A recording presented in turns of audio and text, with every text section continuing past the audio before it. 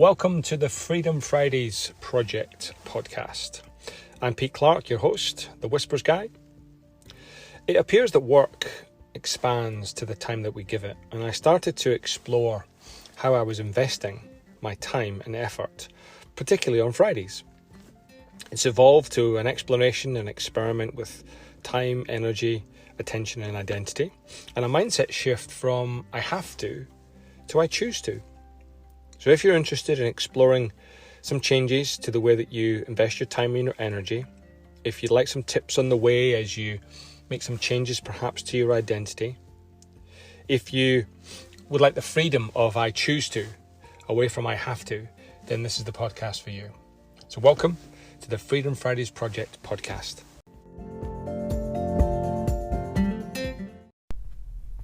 Welcome to this week's episode of the Freedom Fridays Project.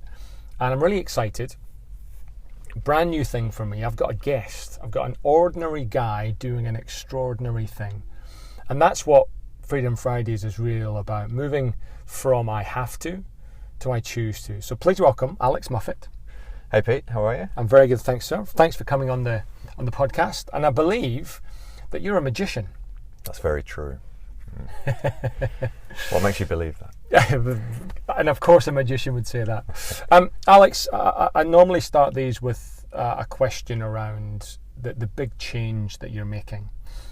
What's the big I have to I choose to? So to help other people understand the change, what is that for you? So for me, I get up every morning, go to work every day, but in the background I've been a magician for 30 years. And what I've learned more recently in the last sort of 5-6 years being a leader is that a lot of the learns that I've got from magic, a lot of the experiences, a lot of the principles and concepts and psychology of magic appear in my leadership, and they either have instinctively been used to help enhance my leadership capabilities, I guess, or deliberately used. And so over the years I've gradually weaved them in somehow, like I said, it's either naturally or deliberately, and I'm finding that it's just making me a different leader, learn more as a leader, and be able to get perhaps messages across, communication, influence, etc. as a leader, just in a different way, in a more interesting way. Right. Using my passion of both leadership and magic combined. So the shift recently has been to start talking about it and telling stories about it and how it works together. Cool. I'm going to go back to the start, if I may. I remember as a kid myself, as I'm sure many of the listeners had, getting Marvin's magic set. Yes. And as a parent, it was such an easy gift to buy for the kids because it's a little bit different. And yet I never continued. Right. What got you into it and what made you continue? So Marvin's magic kits are amazing. Before they were around, it was Paul Daniels' magic set. So he's the British famous magician. And so I got that, but I continued with it. And there's a bit of curiosity is what sort of gets you through it, because you kind of want to know how a trick's done when you see it. And they're all colourful, shiny little objects, so they look attractive, and the box is there. So it's a toy box, but there's secrets within it, so it becomes even more intriguing. Then it becomes the reactions you get, and I can imagine as a 7-year-old starting out, my parents watching me try to do one of these little tricks, they probably saw straight through it, but of course the encouragement and the oh wow, that's amazing sort of reactions just make you want to do it again. And often I still today just think it's the reactions that keep you going. The people, how they respond and how interested they are in it is amazing. So. There's something you said there about secrets, and I've always wondered, almost around the world, anytime I've been involved in a magic show or anything to do with magic, everybody knows it's a trick. Mm-hmm. Everybody knows it's an illusion, and yet still we go, wow, that was amazing. Is it because it's revealing secrets to us, do you think? I think that people like to be entertained for a start with magic, but they also like to have that wow factor in there. They like to be fooled or amazed and just scratch their heads at something, because it is different, isn't it? It's an amazing thing. And when I was at university doing fine art, I weaved together illusion in art, nature and magic, and I studied someone called Professor Gombrich, who talked around illusion through expectation. And it's how magicians set up a train of expectations, a semblance of familiar situations that causes our minds to run ahead and trick our own minds, because we jump ahead to conclusions, and that's kind of how we get tricked. It's our prior experiences in life getting altered some way. Yeah. And so magic's all about trying to do something relatively naturally, but there's something going on obviously in the background that the magician knows, but the other person's taken on this journey of everything looks natural so far, and then bam, something just changes. That is the magic. That's the bit. And that's what makes people go, well, I was never expecting that, because their mind has run ahead and completed itself. And that's interesting you say about being tricked, because I sense, in general life, if I feel like I've been tricked, it's not a good feeling. If I've been sold something that I didn't want to be sold, if I've been given fake information, it doesn't feel great. But what do magicians have over us that we know it's a trick, and yet we can go, brilliant, you've tricked me, fantastic? It is probably the fact that you're being entertained, so you're in a safe environment, right, where you've not got a con artist trying to take something from you or trick you. It is that entertainment. You're either paying for it yourself or you're part of an audience watching a show, and that becomes acceptable. So often I say that the magician is the most honest person in the room, because they tell you they're going to lie to you and then they actually do. So, and everyone accepts that. The audience gives that permission to the magician to lie and be deceiving. And there's a bit of a contrast with that whole being honest and being deceiving. It's a bit of a battle as a magician in life, because you're kind of being a liar on one part of your life, but you're doing it in the name of entertainment. So it's okay to do that, and the audience accepts that because they know this is a magician. He's here to entertain us. He's not here to try and get one over on us. Yeah, wow. In a little bit of the research I did, Alex, I found out that there are obviously different types of magician. What sort of magician are you? I would class myself as, my branding is kind of this English gentleman, close-up, sleight of hand artist. Right. But of course there's illusionists, there's grand illusionists, there's silent magicians who perform to music with manipulation and sleight of hand. It's an art form, really, and it's one of the most difficult art forms out there, because you've got to be artistic in some way visually, the sound, but then there's psychology and deception underlying it all that has got to be practiced as well. So it's a tough gig, and but it's an exciting one. It's a challenge. What are some of the myths that the general public would expect from a magician, or what would they assume that you can perhaps debunk for us? I think that that's a difficult one. When I think of what the audience asks me a lot, it's always can you make my wife disappear? Can you? And of course the answer is no. Well, sometimes I've grabbed their arm and ran out of the room just as a joke. But no. Can you pull a rabbit out of a hat? All these sort of cliches, I suppose they are. But Well, let's move on for a second. Yeah. Are you a geek, a magician's geek, and how much of a magic geek are you? If you ask my wife that question, she would say a huge geek. I probably a book geek, so I've been collecting books since I was 7, so maybe 400 or 500 magic books in a library at home. Wow. That surround me, that then inspire me, the creativity, etc. And I'll just go to one of those books if I want to learn a particular piece, for inspiration as well. There's lots on theory, lots on actual teaching magic, of course. Yeah. So that's the geek in me, it's buying books. I wouldn't say I'm a trick geek. A lot of magicians buy tricks and get addicted to doing that. I've done a little bit of that over the years, but a lot of what I do is the sleight of hand. So I'd rather do magic with everyday objects that people own, or just an ordinary pack of cards, or if you go to a restaurant, something in the restaurant, something in the hotel, something in the bar, things that you can pick up to make it more natural. Right. So in terms of geekiness, I don't think magic's a geeky profession. It's an art form, isn't it? It's an art form, yeah. It's not like going to a Star Trek convention, but we do have magic conventions. So I don't know what the perception from the public would be of someone going to a magic convention, but for me, it's a place to learn and watch amazing things happen. Yeah, artists, cool. apply their craft. Can I ask a personal question? We're both recording this. We're both Brits in Australia. I was blown away when I first came across Derren Brown in the UK. Yeah, he's amazing. Now, Derren Brown is your kind of version of mentalist, psychologist, illusionist, magician, etc. And he's done some amazing, quite confronting TV programs and documentaries. For those that don't know Derren, can you give us just 30 seconds on what he does and what do you think of what he does?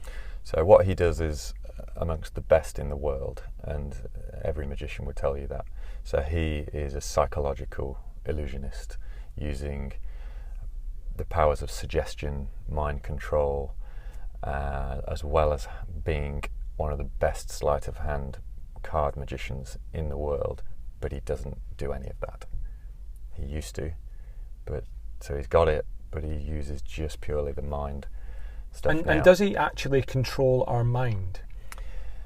Are we that unconscious that someone like that who's so practiced, so artful, so masterful, they can actually control our mind? He's as close to a Jedi as you would get. Right? And yes, the suggestion is talking to the unconscious mind. Right. The unconscious is more powerful than the conscious mind.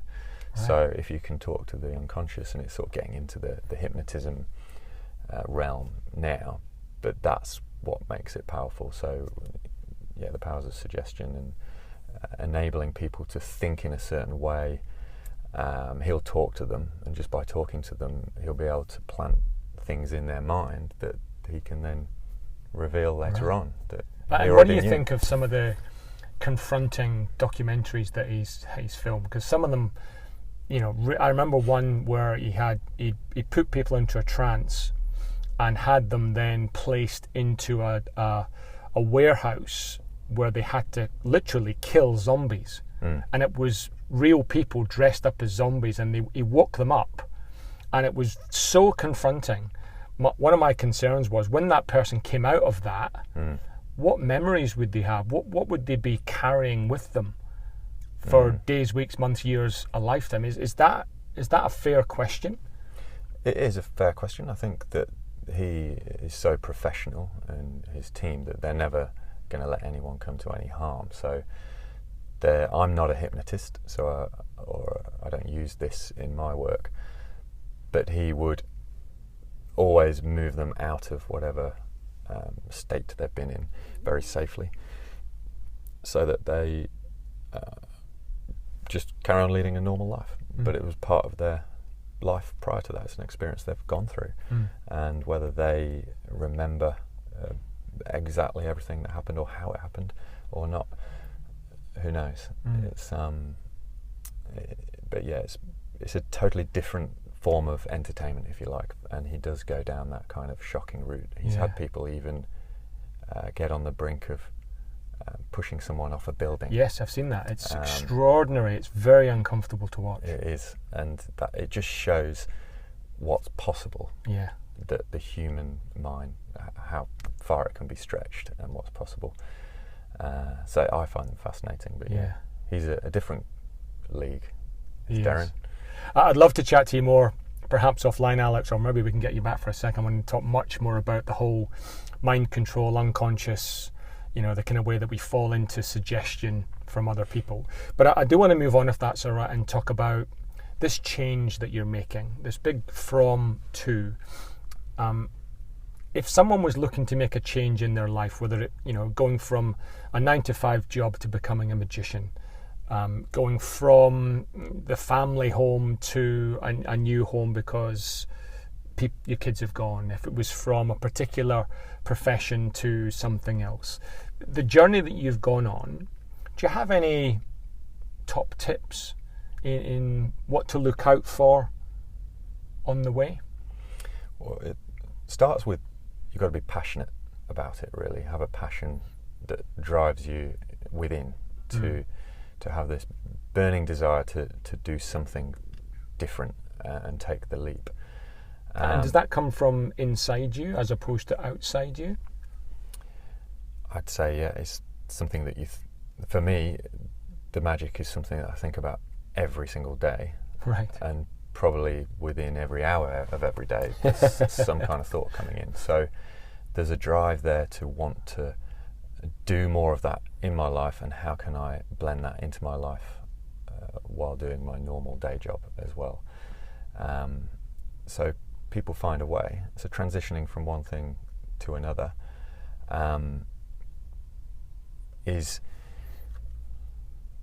I guess you've got to plot your course on how you want to do it, and think of the obstacles that might come up in the way.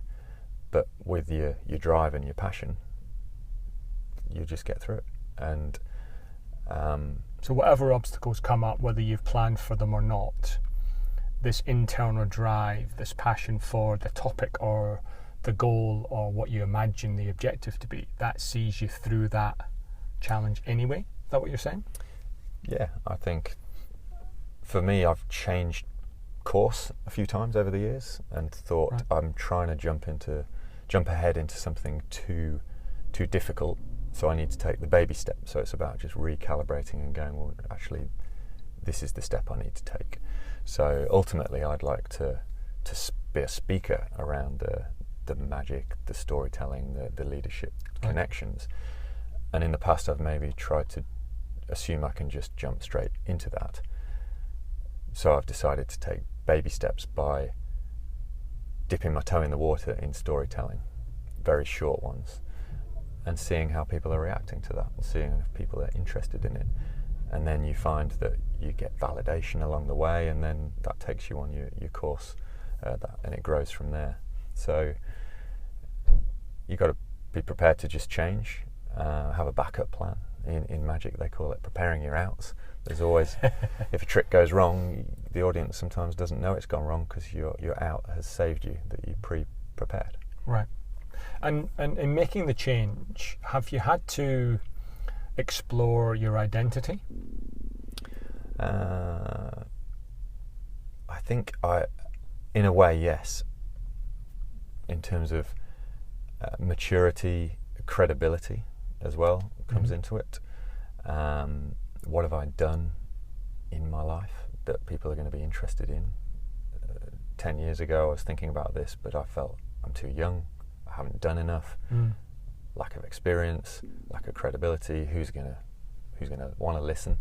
So there's a bit of that self-checking, but then really you just need to just take a look at yourself and look in the mirror and go, well, I have got something that people want to listen and want to hear about, and you just have to know that little bit more than everyone else in the room, and you're fine, really. And so, I'm reflecting on what you've said, and I've come across that myself, and I've spoken and written about it. The whole idea of imposter syndrome, of self-doubt kicking in, and I'm not good enough.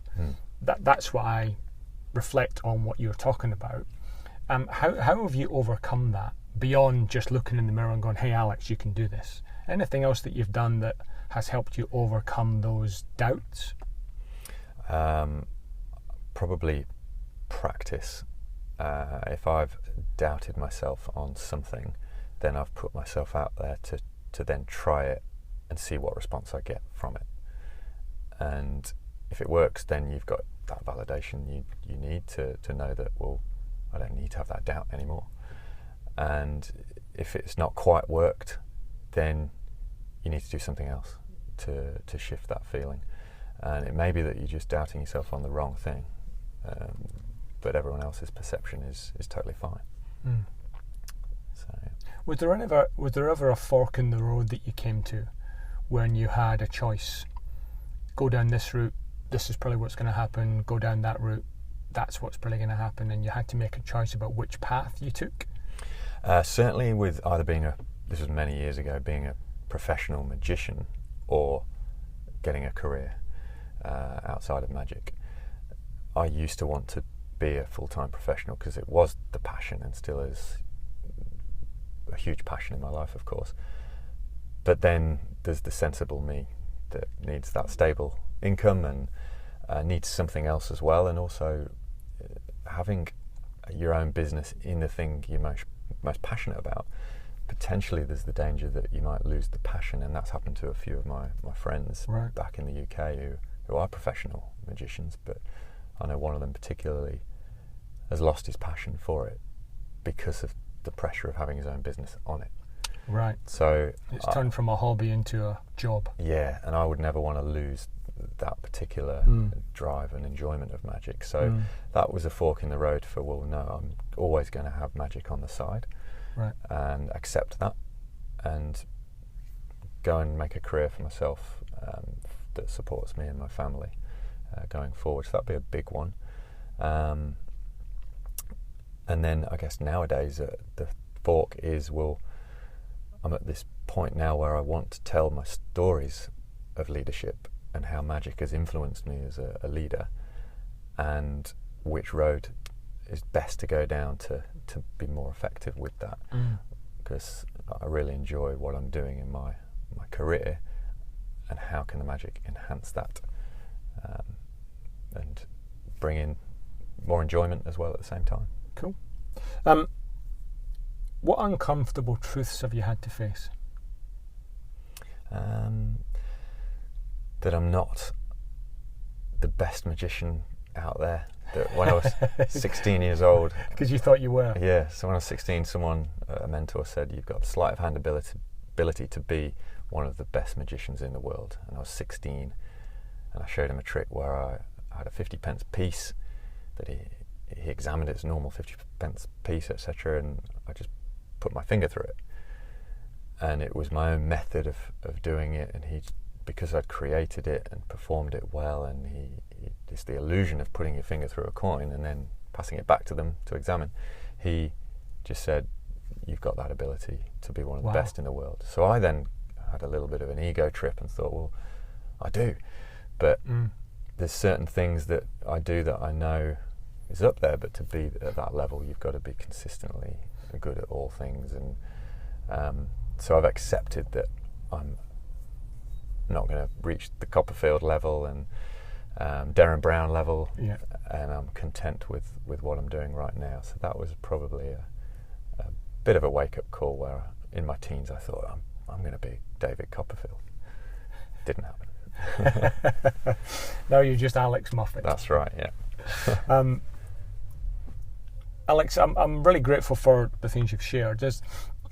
Are there any questions that I haven't asked that you think I should be asking you to help inform others who want to make a big change?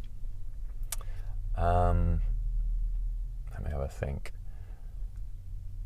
What support have you got outside to help you do it? We need that kind of outer immediate ring to help us with the ups and the downs and the kind of normal life stuff. Yeah, family. My wife hates magic, but she's is that right? But she's still supportive of me in doing it. Is that right? She really hates magic. She actually hates the magic side, because she's seen it we've been together 22 years. Right. I don't show her tricks anymore because there's just no point. She loses interest within 2 seconds. And so it's the kids now that get the magic if I've got to practice something. So what support have you got outside? So she's very supportive on it. Yep. But if I needed to practice a trick, I'd go to normal people outside my family or my children, of course, sometimes very good audiences. And then professional support. Who have you got a mentor that's guided you? Right. Would be a good. And does the mentor have to have? So, as a magician, does the mentor have to be another magician? Or does the mentor have to be someone that's gone through a big change? Or is it a non-linear mentor? So, for a magician and any art musician, for example, as well, you'd want someone who knows a fair bit about that. So I've had a couple of magic mentors over the years, but as you know, Pete, having a diverse sort of range of skills or having an interest outside of another interest is also, it broadens your mind and you get inspired and influenced and more creative by just being interested in other things. So having a mentor outside of magic is also very powerful, because they will see things that you don't, because as a magician you're very linear, or as a musician you're just thinking about music all the time. So having people who can help you in ways that you hadn't thought about, and that might be in a business sense, because show business is there's the show and there's the business, isn't there? So you've got to be good at both sides, and someone else perhaps might be able to help you with the business side of things more, and the marketing and the branding, the advertising, the connections, the networking, the stuff that you don't learn while you sat in your bedroom as a kid practicing tricks. Yeah. I noticed that online you've started to share some of your stories on LinkedIn. Yep. What inspired you to do that? So that was taking the plunge. So I'm not a storyteller by nature. It's not something I've ever practiced in a structured way.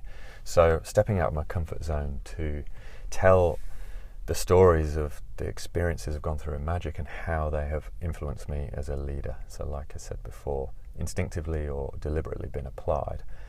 And they're short stories, 2-minute read, 3-minute read type stories, where I'm just dipping my toe in the water now and seeing what response I'm getting, which has been overwhelming. I've been really pleased with the reactions from people that I know, but also people that I don't know, just coming out of the woodwork and validating that I'm onto something here.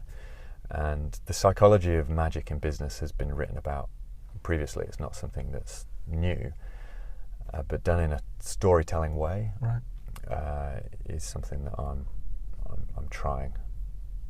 Cool. And if somebody wanted to connect with you online, how do they find out more about Alex Moffat? So there's my website, alexmoffat.com.au. So that's ALEX? Yeah, MOFFAT. And that's the magic website. So that's got a bit of what I do on the close-up magic. And I talk a lot on there about enduring memories and creating memories, because that's what magic's about. It's not just turning up and showing a trick. It's about leaving that audience with something they'll remember for years to come. Yeah. And of course on LinkedIn I'm on there with my professional career profile. Yeah. There's also a magic profile on there, but I'm more focusing on my career profile at the moment and weaving in the magic into that. Great. And, yeah, a thought that's just struck me is magic predominantly visual? The reason I'm asking the question is obviously this is a podcast, this is for listeners. Yeah. Are there any auditory tricks? There are. It's predominantly visual. When it was first invented, if you like, the first tricks in the 1500s. Right. Is, it starts with cups and balls and a few card tricks, and that's what we still do now today. Cups and balls and card tricks, along with a lot of other stuff. So predominantly visual, but there are now with obviously the COVID world we're in, magic's become a bit more virtual, which is still visual through a screen, but the magic is happening in the people's homes with their own pack of cards or their own object. They've got their own piece of paper, so they kind of create the magic in their own hands, again visually. And then there's a lot of mind stuff. So I suppose what we were talking about with Darren earlier, it's you're watching a TV show and it's visual, but the magic's happening in their minds. And so yeah, there's lots of psychological trickery that magicians can do as well, where you don't even need to have an object. You could just be talking to someone, right, and helping influence them somehow. And what that struck for me is that the psychological trickery we actually do on ourselves without realising we're doing it. Yeah. And we're falling for tricks, in inverted commas, all day. Every day, all day, just looking outside here is an illusion when it comes to perspective and objects of certain sizes and places. And there's something called inattentional blindness that goes on every day all around us. So you and I just walking here will have missed a hell of a lot of things because we're focused on something else. And when you put your attention so much on one thing, you miss something else that's going on. Yeah. And that's why we have car accidents, why we might miss an opportunity in work because we're too focused on one task so much, maybe with passion and too much heart, that something else is going on that really is important that you should have noticed. Yeah. So that's just another form of misdirection, a magic technique, but with our minds that happens in everyday life. Alex, it's been a pleasure and a personal geekery for me to chat a little bit about magic and also the steps you've taken. I'm going to finish, if you don't mind, with some quick fire questions. Yep. The idea being you're going to give me the first thought. I've planted a seed already in your mind and we're just looking for the first answer. You've got to pull something out of a hat. Rabbits or doves? Ooh, I'd have to do the rabbit. The rabbit, okay. Yeah. David Copperfield or David Blaine? David Copperfield's always been my hero. I still love David Blaine though. But if I had to meet someone today, it would be Copperfield. Copperfield? Yeah. Who's the best? Copperfield. Who'd you like to share a stage with? Is it the same answer? Probably Copperfield, yeah. But there's a whole array. Like I'd love to meet Penn and Teller. You know, they're hilarious and very clever. I'd love to hang out with David Blaine. Just very interesting person who does strange things. So yeah. Final question. What's your favourite magic word? Ooh, now you're trying to get me to say things like abracadabra. Shazam. Shazam. Magic word. Expectation. Expectation. Because we're all, like I mentioned earlier, it is illusion through expectation. That's the reason why we get tricked. Prior expectations. Alex, thank you very much. Thank you for your time and thank you for your insights. Thanks, Pete.